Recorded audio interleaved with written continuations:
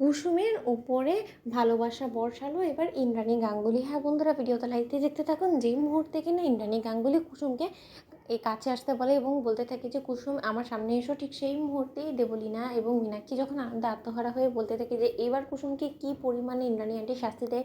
এবার আন্টি তুমি শুধু সেটাই দেখো। খুব বেশি বার বেড়ে গিয়েছিল এই কুসুমটা। ও মনে করেছিল যে আজকে ইন্দ্রাণী আন্টি ওকে রীতিমতো খুশি হয়ে আনন্দে আত্মহারা হয়ে ওকে হয়তো বা এই গাঙ্গুলি হাউসে লিখে দিবে, কিন্তু আজ ওকে এমন এক চরম শাস্তি ইন্দ্রাণী আন্টি দিবে সেটা আমি খুব ভালো করে বুঝতে পারছি।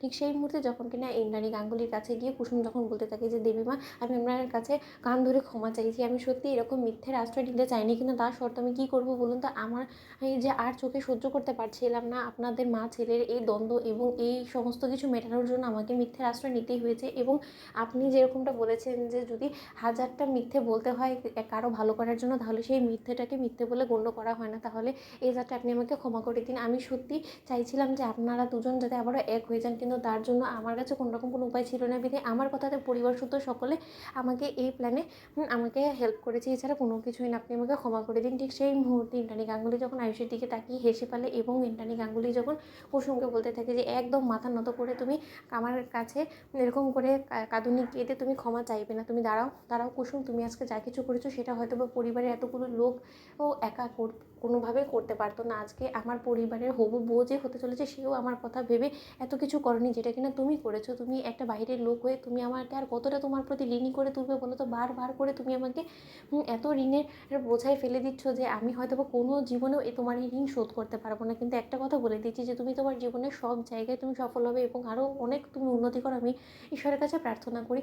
তোমাকে আমি ভালোবাসা উজাড় করে দেওয়া ছাড়া আমার পক্ষে আর কোনো কিছুই দিয়ে তোমার আর প্রতি এই ঋণ শোধ করা আমার পক্ষে সম্ভব না কুসুম। আজকে হয়তো বা তুমি না থাকলে আমি হয়তো বা আয়ুষ, আমরা কেউই হয়তো বা আবারও এক হতে পারতাম না এবং কোনোদিনও হয়তো বা আমরা আমাদের ভুল বোঝাবুঝিগুলো মেটাতে পারতাম না। তুমি যে সামান্য একটা প্রচেষ্টা করে আমাদের মা ছেলেকে আবারও সেই হারিয়ে যাওয়া সেই সম্পর্ক ওর মধ্যে ফিরিয়ে এনেছো, সেটার জন্য সত্যিই আমরা তোমার কাছে কৃতজ্ঞ কুসুম। ঠিক সেই মুহূর্তে রাজশেখর গাঙ্গুলি বলতে থাকি যে তো আমি বলেছিলাম না ইন্দ্রাণী যে এই কুসুমই হবে সেই ব্যক্তি যে কিনা গাঙ্গুলি পরিবারকে এক সুতোয় গেঁথে রাখবে, এবং অবশেষে আমার সেই কথাটা সত্য হলো। তো কুসুম সত্যিই তোমাকে আমি না জাদুঘর বলে আমি থাকতে পারছি না। ঈশান ঠিকই বলে যে তুমি সত্যকারেরই জাদুকর, নয়তো বা তুমি যদি এরকম করে প্ল্যানটা না করতে তাহলে হয়তো বা কেউ আমরা এত দিন ধরে চেষ্টা করেও আমরা সফল হতাম না এবং আমরা কোনোভাবে সাহসও করতাম না। তুমি আমাদের মনে সাহস জুগিয়েছো বিধায় আমরা এই কাজটা করতে সাহস পেয়েছি এবং অবশেষে করে আমরা সফলও হয়েছি। অন্যদিকে আয়ুষ বলতে থাকে যে সত্যি কুসুম তুমি সকলের জন্য এতটা ভাবো, কী করে আমরা তোমার এই ঋণ শোধ করবো বলো তো। যদি কখনো তোমার এই ঋণ শোধ করার সময় আসে